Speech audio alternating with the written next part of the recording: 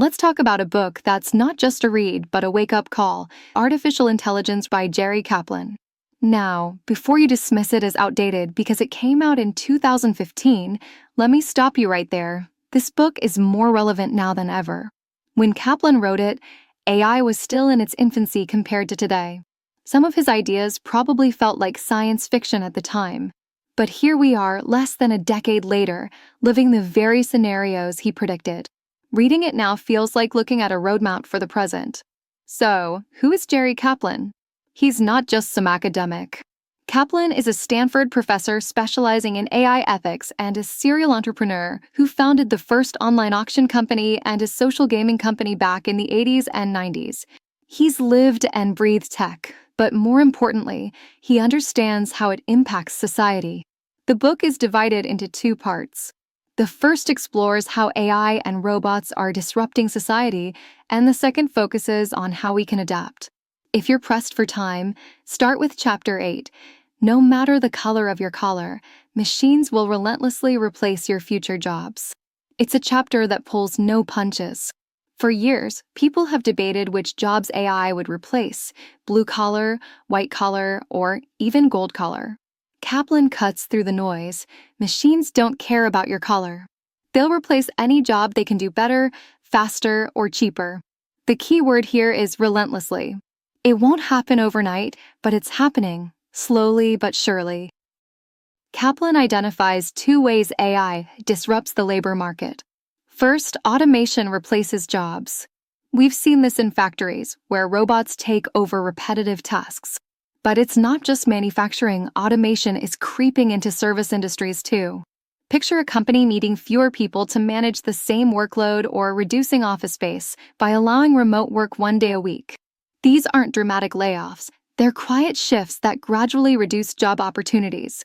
The second disruption is organizational restructuring. Imagine a workstation that used to need 7 employees. With AI, now it needs 3. This isn't just about fewer roles. It's about rethinking how businesses operate. Kaplan points out that new skills replace old ones. When ATMs arrived, they didn't wipe out all bank jobs. Instead, they created roles for network engineers. Similarly, textile workers once wove cloth by hand. Automated looms shifted their roles to machine operators. Kaplan gives a powerful historical example: U.S. agriculture. In the 19th century, 80% of Americans worked on farms. By 1900, that number dropped to 40%. Today, just 1.5%.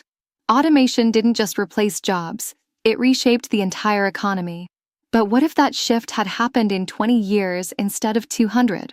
Kaplan warns that such rapid change could lead to chaos. His message is clear: technology doesn't create mass unemployment overnight. It's a slow process, giving society time to adapt. New jobs and industries emerge, like the electric vehicle sector or roles in AI data labeling, jobs that didn't even exist 5 years ago. One of Kaplan's standout examples is Amazon's warehouse system. Traditionally, humans organized inventory in ways that made sense to other humans. Amazon changed the game with chaotic storage. Toothpaste might be stored next to socks or light bulbs. To a human, it's chaos. To robots and AI, it's pure efficiency. They prioritize speed over tidiness, retrieving items faster than any human could.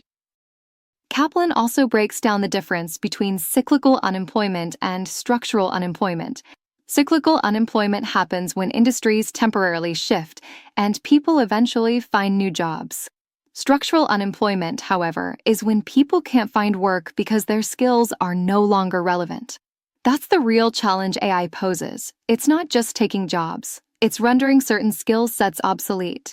But Kaplan doesn't just diagnose the problem, he offers solutions. His writing is clear, engaging, and packed with examples that make you stop and think. This isn't just a book about the future, it's a call to action. How do we adapt, innovate, and thrive in a world reshaped by AI? That's the question we all need to answer.